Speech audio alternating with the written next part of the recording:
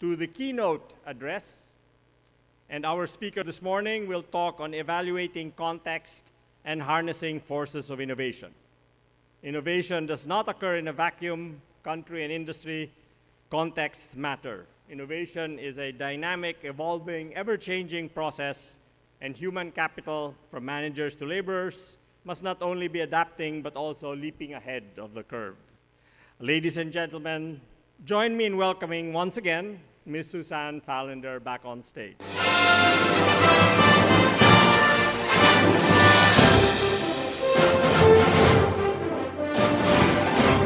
Ms. Fallender works with business groups and senior management across the company, including environmental health and safety, human resources and diversity, supply chain, legal, government affairs, and community relations, all to integrate corporate responsibility into strategic planning, policies, external and internal communications, and employee engagement activities.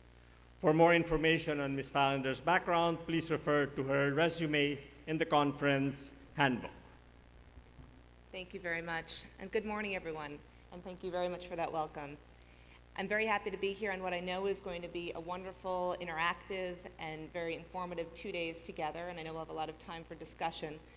I want to start off by thanking the Asian Institute of Management for their long partnership and leadership in research in the area of CSR. I know, as a practitioner in the field for a very long time, I firmly believe that all of our best practices need to be rooted in theory. So their leadership and research has been very valuable to those of us at Intel, I know to all of you. I also want to thank, I'm very happy to be here in Thailand. Intel has been in Thailand for over 20 years now, and we really value the collaboration and partnerships with both the Thai government and also many other organizations in advancing innovation and education in the country. So the theme for this year's conference is to identify opportunities and methods to accelerate the adoption of CSR so that businesses and stakeholders can benefit earlier, and so that the full impact of CSR can be realized. And that's what I'm going to talk about today, is really how far we've come, but also where we still have some gaps in terms of adoption of CSR, and what are those innovations in specific contexts that we need to close that gap going forward. So turning to the next slide, I believe that today is a very exciting time to be working in CSR. Some of us have been on this path for a very long time, while others of us are just starting to figure out how CSR can help businesses better identify risks and opportunities. We've also seen an increase dramatically around the world and across this region in the number of companies that are embracing CSR, and also a significant change in the awareness of senior executives about the benefit and importance to strategic competitiveness of CSR. There was a recent study done by the MIT and also the Boston Consulting Group that found that 2/3 of all senior executives surveyed said that in the next decade that CSR was going to be key to their strategic competitiveness. That compares to only 55% just a year and a half ago. What I do see is that there are 3 trends in the thinking about and conceptualization of CSR, and also in thinking about social innovation. And the first shift that we see is that CSR used to be thought of more of just philanthropy. And while philanthropy will always be a key component of CSR, more and more executives are seeing CSR as something that can benefit both business and society, that these things are no longer mutually exclusive. The second piece is looking at how CSR used to be managed separately, and now you're seeing it embedded across different business groups that we weren't seeing it before. So you're seeing executives in supply chain organizations, in HR, even in IT departments and finance departments, start to think about how their departments and functions in the business can contribute to the company's overall success in CSR. And then third, we've seen CSR move from being primarily focused on just mitigating the risks of negative impacts to society to this positive contribution that businesses can make. And in fact, that's really, I think, what we're going to be focusing on the next 2 days, is really how do we harness the expertise and the assets of companies to contribute positively to solving social problems. But with all of this success, we still do see a gap. And as we turn to the next slide, one of the things that I think quite a bit about when I think of the maturity curve of CSR is also looking back to the innovation and technology adoption curves from management literature, including the Rogers Innovation Adoption Lifecycle. And basically, for those of you not familiar with this, it's the idea that innovations are adopted first by a small group of innovators, then move to some early adopters before they move into the mainstream. And if I think about where we are today in CSR, I think realistically we still are somewhere in the early adopter phase. We have a very strong group of early adopters, but what is it going to take to move us into that next phase? I would say we have many small and medium-sized enterprises that still have not been able to adopt CSR more broadly. And in addition, even within leadership companies in CSR, I would argue there are still a relatively smaller group of people and employees in the company that are very actively engaged, and there's an opportunity for us to engage more fully the employees throughout the whole organization.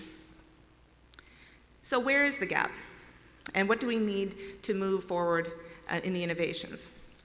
If we move to the next slide, as those of us who work in CSR know very well, context matters. And so we need to look at innovations both in the internal context within companies and then also in the external context and how new partnerships and collaborations need to occur. So let's take a look first at the internal context. Turning to the next slide. In the internal context, I want you to think first about your own companies, your employees, your executives.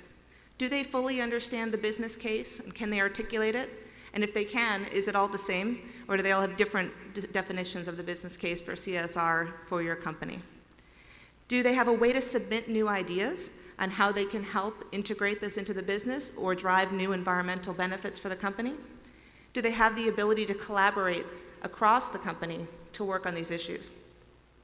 I think some of the gaps we're seeing in the internal context relate to 3 areas where companies can help develop an innovation culture around CSR. The first, articulate the business case.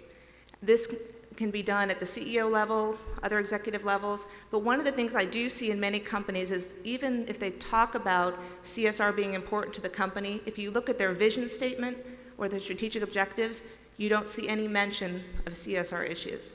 So making sure that alignment is clear to your employees is critically important. Second, it's very important at the senior CEO level to have buy-in, but even more important is to look 1 or 2 levels down in the organization and get senior leaders and managers in these key functional business groups to make it clear what the role of each individual organization is in achieving the company's overall goals. And then third, we talk repeatedly about what gets measured and rewarded gets done, but too often in companies they may have a beautiful CSR report, they may have taken steps to set public goals, but when it comes down to are any employees or executives rewarded or incentivized to achieve those goals, there's no connection. The other thing we see is companies say they care about getting employees' ideas on sustainability, on CSR, and social innovation.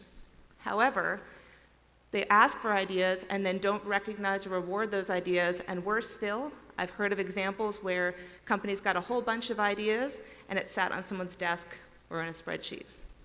So one example of a program that I wanted to share with you, because I like this program because it can be scaled up or down depending upon the size of your organization or depending upon your focus areas.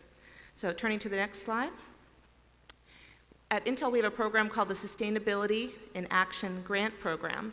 This is a program where any employee across the company around the world can submit an idea for a project, and in that submission, they can apply to get funding for their project.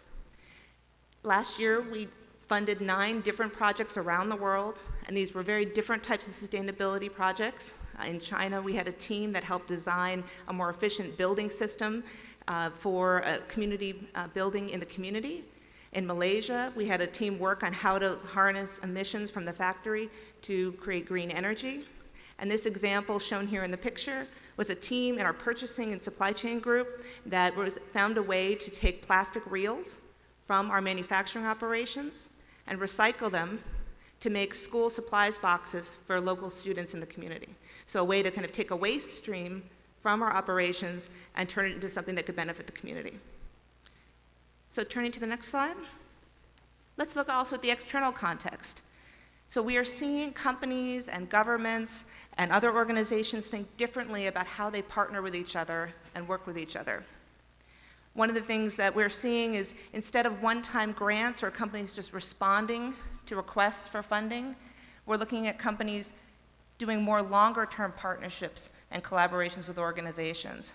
Many tech companies in our industry have been working with a group called NetHope that works with many technology companies to match the expertise and knowledge of those companies with nonprofits working around the world on things like education and disaster relief.